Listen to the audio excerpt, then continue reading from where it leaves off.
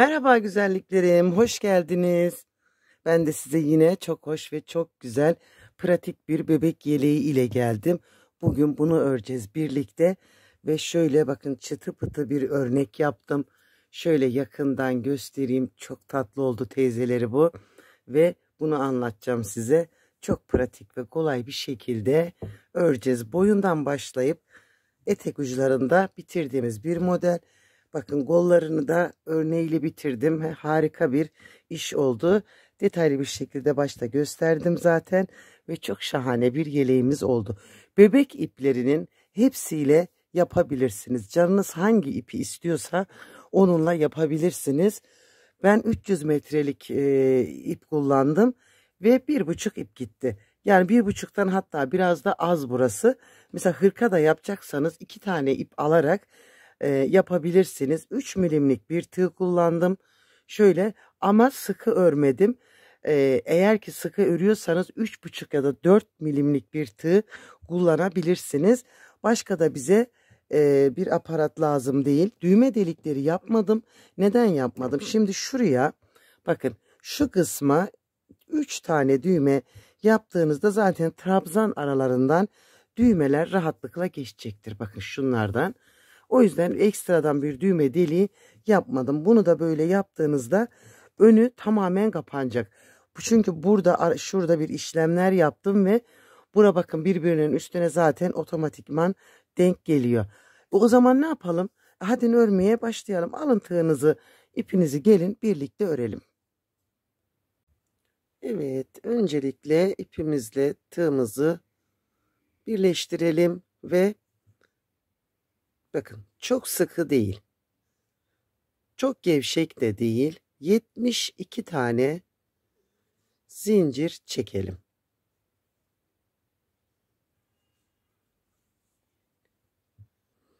...72 tane zincirimi çektim ve tığımın üzerine ipimi aldım. Bakın 1 2 3. zincire batırarak başlayacağız. Bir trabzan yaptım. 12 tane her zincire batırarak trabzanlarımızı yapacağız. 2 3 4 5 6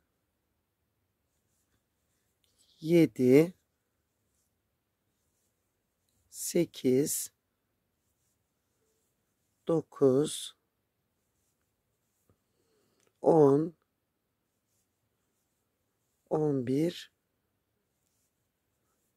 ve 12. Bakın 12 şöyle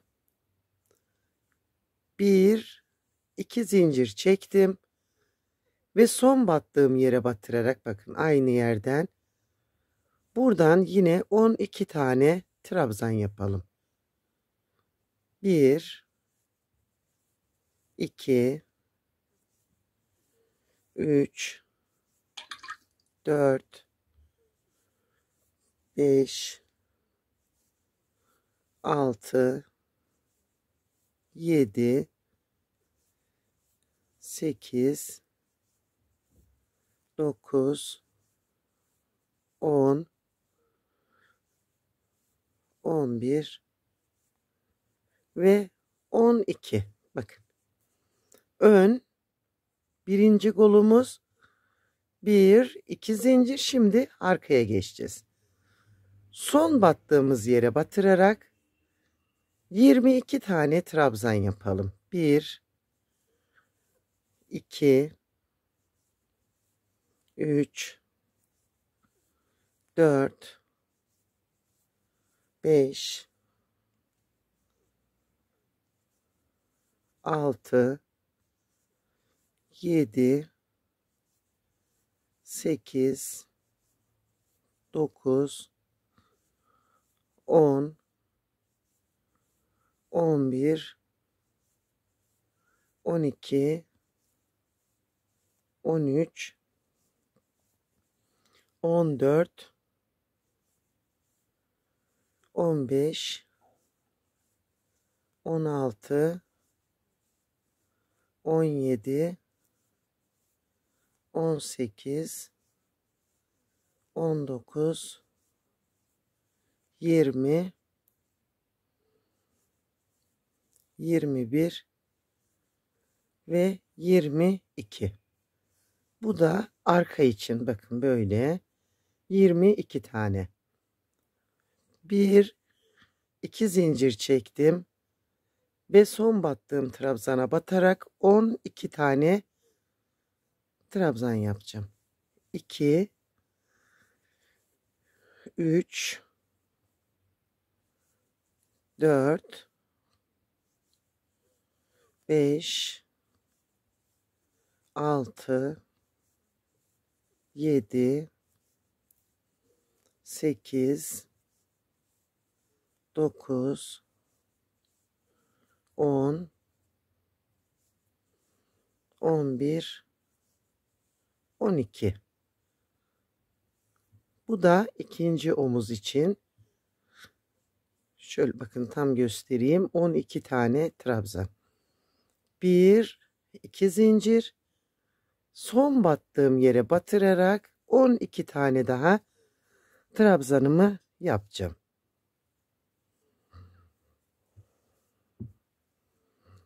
1 2 3 4 5 6 7 8 9 10 11 ve 12. Bakın 12 tane de ikinci önümüz için trabzanları ayarladık. Burada 1 2 3 4 5 zincirim fazla geldi. Burayı kesip saklayabiliriz. Bir zincir çekip örgümü çevirdim.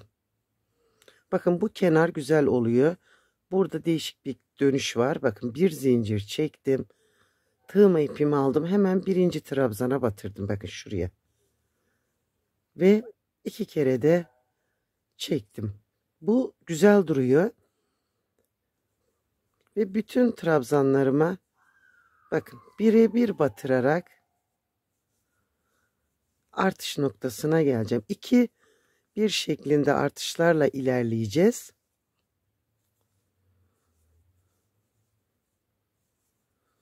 Eğer sıkı örüyorsanız güzelliklerim tığınızı kalın tutun. Yani biraz daha kalın bir tığla örebilirsiniz sert düşmemesi için. Burada bu sırada bakın bütün trabzanlarıma birebir batarak geldim ve artış noktasındayım. Burada ne yaparsak öbür 4 yerde de aynı işlemi yapacağız. Burada, burada ve burada. Yani buradakinin aynısını tekrarlayacağız. Bu zincirin içine 2 tane trabzan. 1 2 1 2 zincir çektim. Aynı yere 2 tane daha. 1 ve 2. 4 tane artırmış oldum. Şimdi bu aradaki trabzanlara birebir batarak öbür artış noktasında da aynı, öbüründe de aynı, öbürün. Yani 4 yerde de aynı işlem. Hemen bakın ikinci yerde de aynısını göstereceğim.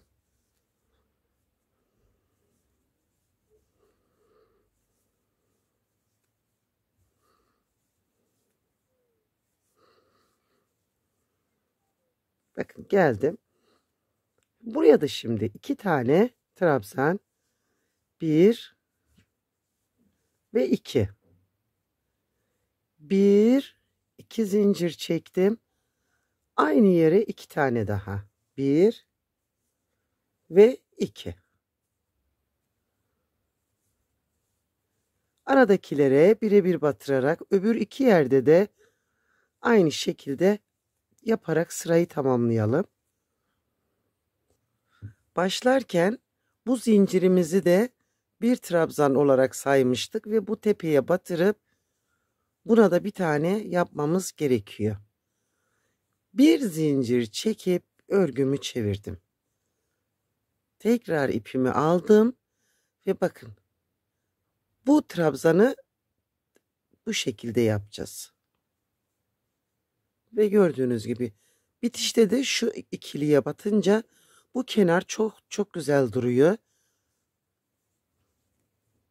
Ve şimdi yine artış noktasına geleceğim. Bu sırada her bölüme 4'er tane artırarak 18 tane artırma yapmış olduk. Bu sıramızda 8 artırmamız olacak ve her bölüme 2'şer tane artırma yaparak ilerleyeceğiz. Şimdi bakın artış noktama geleyim.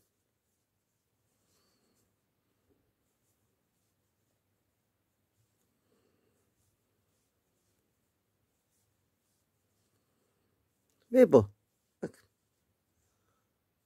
Şimdi bir trabzan, bir tane, bir, iki zincir ve buraya yine bir tane. Şöyle. Altta 4'tü, burada 2. Ve öbür 3 yerde de aynı artışı yapacağız. Bu sıramızda 8 tane artırma yapmış olacağız. Şöyle. Öbür 3 kenarda da aynı işlemi yapıp gelelim. Sona doğru geldiğimizde bakın bu yaptığımız yükseliş. Şimdi bakın burada bir yükseliş yapmıştık ya, yukarıya çıkış. Şöyle baktığımızda bakın burada şu şekilde gözüküyor. Buraya batırıp bir trabzan yapalım. Ve bu kenar sarkmaz da kolay kolay, yani güzel bir kenar. Bir zincir çekip örgümü çevirdim. Ve bakın ipi aldım aynı yerden. Çok sıkı yapmıyorum burayı. Bir hafif böyle uzun olarak. Ve şimdi bu sıramızda da 18 tane artırma yapacağız. Her bölüme 4 tane artırma yaparak. Şimdi bu yaptığımız ölçülerde 0-1 yaş, 1,5 yaşa kadar rahatlıkla olabilecek ölçülerde. Zaten ben hani 6 aydan 5-6 aydan sonrasında örgü, yelek ve hırkaları düşünüyorum. O yüzden bakın şöyle tam yani 1 yaş aralığında güzel bir yeleğimiz olacak. Şimdi artış noktasına geldiğimizde buraya 2 tane trabzan, 1 2 1 2 zincir, aynı yere 1 2 tane. Gördünüz mü? Burada 4, burada 2, burada 4. 4 2 4. Bir sırada 4, bir sırada 2 olarak bu şekilde örgümüzü yükselteceğiz. Öbür 3 yerde de aynı işlemleri yaparak devam edeceğiz. Yani anlatmak istediğim 6 aydan 1,5 yaşına kadar rahatlıkla giydirebileceğiniz yelek ölçüleri, hırka ölçüleri veriyorum ben. Bebek çalıştığım için çocuk çalışmıyorum. Sadece bebek örgüleri. O yüzden bu ölçülerim 6 aydan 1,5 yaşa kadar olabilecek ölçülerde. Evet, şimdi tekrar yine sıramızı tamamlayacağız ve böyle bu şekilde yükselteceğiz. Evet arkadaşlar, 9 sıra ördüm. 9 sıra örerek geldim. Şimdi burada örneğimizi de başlayacağız ve bütün etrafını örneğimizden dönerek tamamlayacağız. Bakın şöyle bir zincir çekerek örgümü çevirdim. Ve hemen birinciye sık iğne yaparak başlayacağız. Bakın. Tığımın üzerine ipimi aldım. Sıradakine batırdım. 2 tanesini çektim. Bir taneyi bıraktım. Hiç ip almadan aynı yere bir daha batırdım. ve ipimi aldım. Bakın. Ve hepsini birlikte çektim. Tığımın üzerine ip almadım. Sıradakine batırıp bakın ipimi aldım ve bunun içinden geçirdim. Tığıma ip aldım. Bakın sıradakine batırdım. İkisini çektim. Hiç ip almadan aynı yere bir kere daha batırdım. Şu an 3 tane. Hepsini birlikte çektim.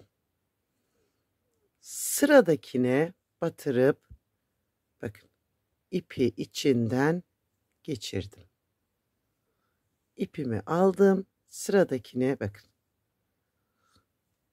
İkisini çektim. Hiç ip almadan tekrar bir tane daha aldım ve 3. Hepsini birlikte çektim. Ve sıradakine batırıp bakın içinden geçirdim. İpimi aldım. Bakın buraya batırdım. 2 tanesini çektim. Bakın bir kaldı. Tığımda 2 ip var şimdi. Hiç ip almadan tekrar aynı yerden aldım ve hepsini birlikte geçirdim. Sıradakine batırıp ipimi içinden aldım. Örnek çok kolay ve kibar bir örnek. Bakın.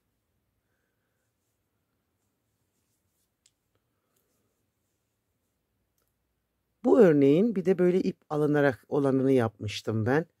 Bu şekilde bakın bu da daha bir farklı duruyor. Ama bu daha kibar duruyor. Yani güzel bir örnek. Böyle şimdi bakın.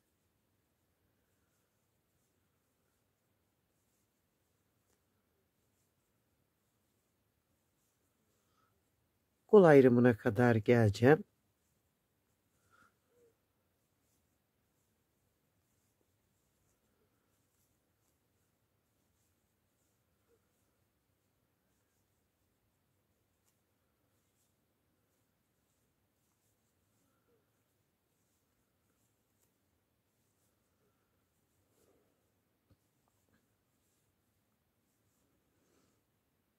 Şimdi şu zincirli yere geldiğimizde bakın içinden şu geçirmeliği yaptım. Şöyle. Ve buradan yine koldan aynı şekilde örneğimizi yaparak devam edeceğiz.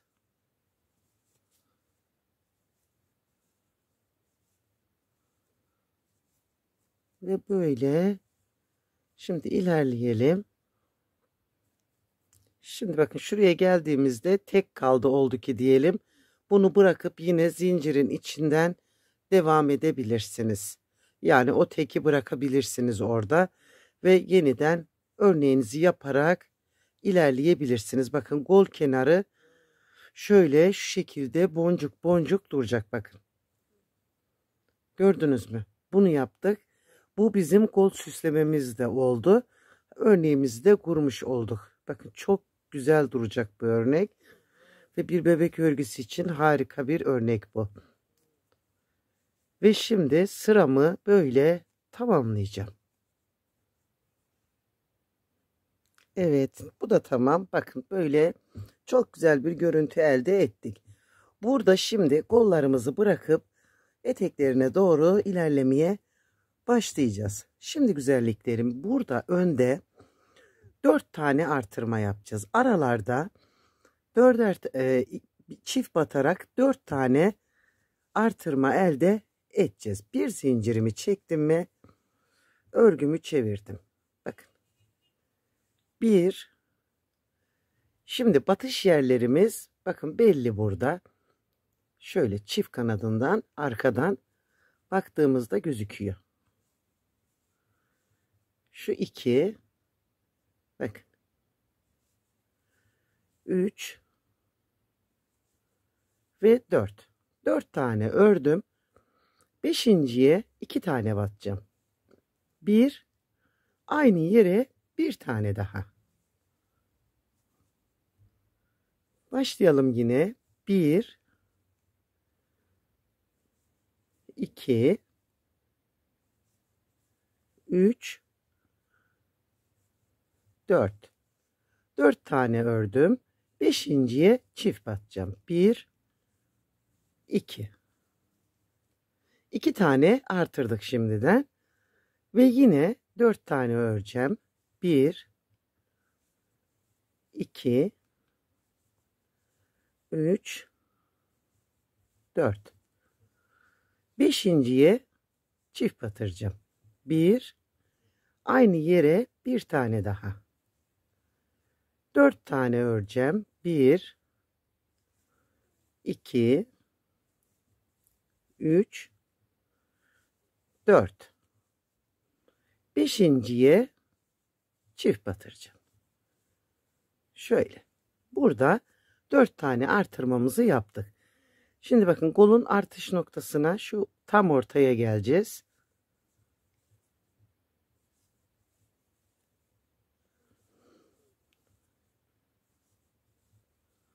Şöyle. Bakın şimdi. Tam aradayım. Buraya, şu araya, bakın şuraya 1 2 tane çift batırdım. Burayı ayırdım. Tekrar bakın geldim buraya, şu araya 2 tane. 1 2 şöyle bakın. Çok güzel bir golevi oldu. Hırka yapacaksanız da yelek yapacaksanız da güzel bir ölçüde oldu. Zaten hırka yapacağımız zaman bakın hazır burada. Buradan başlayıp kollarını ilerletebiliriz. Arkada hiçbir artırma yapmadan ayrıma kadar teker teker hepsine batalım. Burada artış yok. Evet, ikinci kol ayrımına da bakın aynı yerdeyim. Yine tam ortadakinden 1 2 tane artırdım. Kolumu katladım. Ve yine bakın tam ortadan 1 2 tane. Şöyle. Burada hazır. Şimdi bu önümüzde de artışlarımızı yaparak ilerleyeceğiz. Şimdi 4 tane öreceğim. 2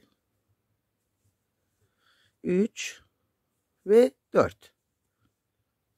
Beşinciye çift batıracağım. 1 aynı yere bir tane daha. Bakın. 4 tane tek öreceğim.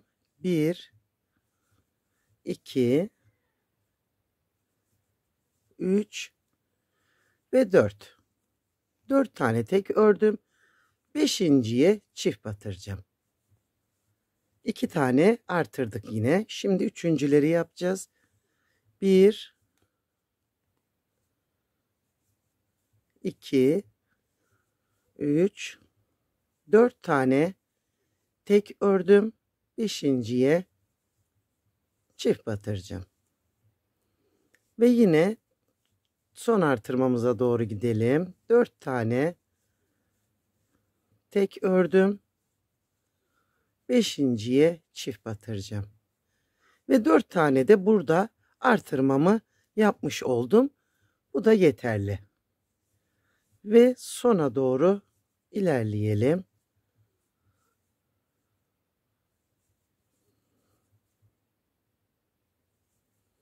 Ve bu da sonuncu. Şimdi bir zincir çekip dönelim ve birinciye bir sık iğne yaptım. Ve yine başlayacağız örneklerimizi yapmaya.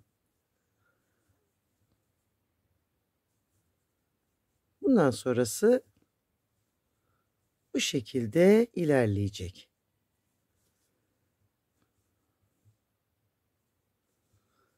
Ve bu. Tamam. Bundan sonra örelim ve boyunu büyüteceğiz. Buradan da bakın dümdüz geçerek ilerleyeceğiz.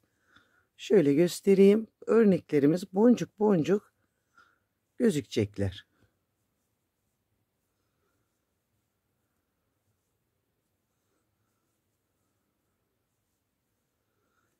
Bir karış boyuna gelene kadar bu işlemi yapacağız.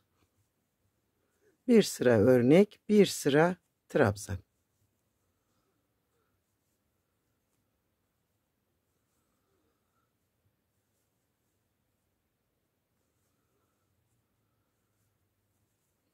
Evet, şöyle göstereyim bakın.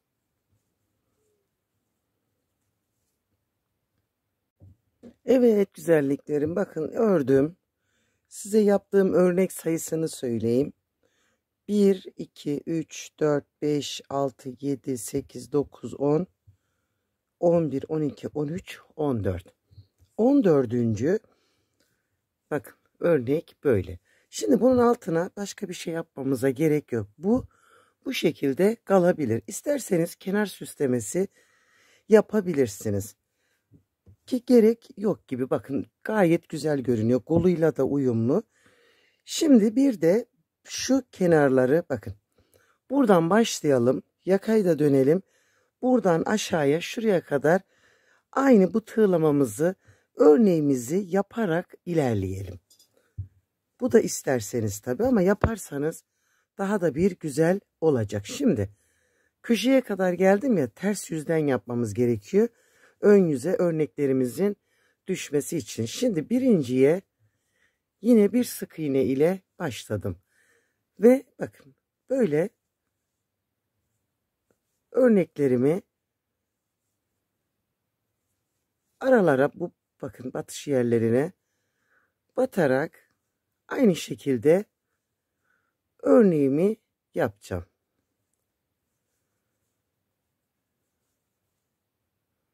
Böyle denk getirin, zincir içine, sık iğne arasına, bakın ön yüze böyle düşecek. Şimdi burayı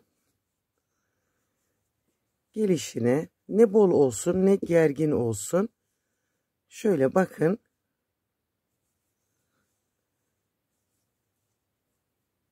tekrar bir daha göstereceğim. Şöyle bakın burayla birleşiyor ve çok güzel bir görüntü çıkartıyor. Yakaya kadar devam edelim.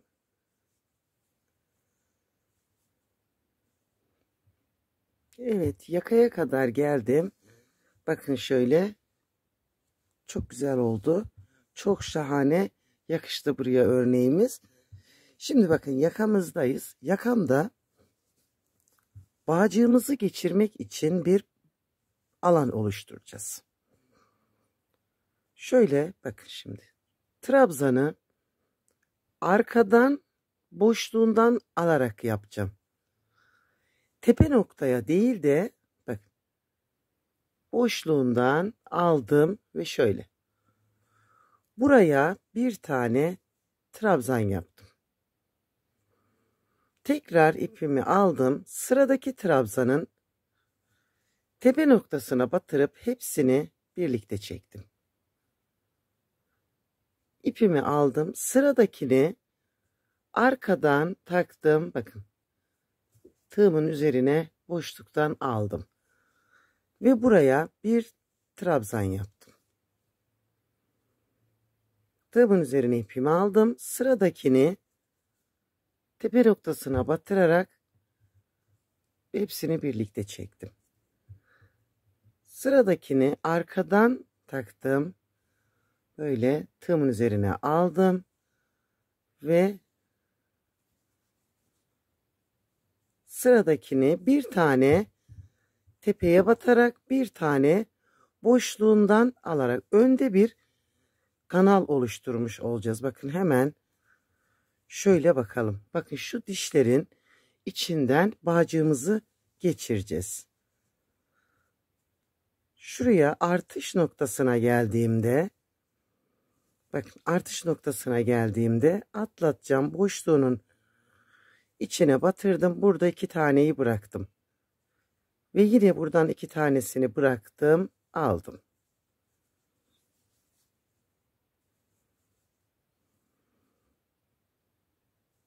Ve öbür uca kadar bu şekilde devam edeceğim. Evet, yaka tamam. Burayı da böyle yaptık. Bakın. Şimdi buradan aşağıya yine kenar oyamı yaparak ineceğim. Yine aynı böyle boşlukların içine, trabzan aralarına denk getirdiğiniz yere batırarak yapın. Böyle.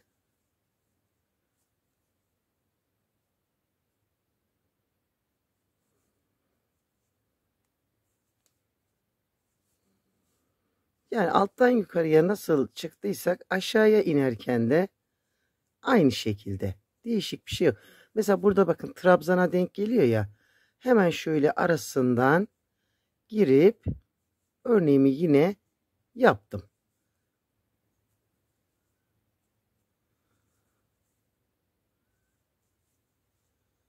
Bu şekilde.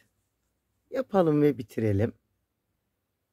Evet güzelliklerim, yeleğimizle ilgili yapacağımız her şeyi bitirdik. Bakın hırka yapacaksanız buradan devam edebilirsiniz. Aynı şekilde döne döne örneği yaparak devam edip ilerleyebilirsiniz. Bakın şurada yaptığımız artışlar sayesinde şu önümüzde çok güzel böyle birbirinin üstüne denk geldi.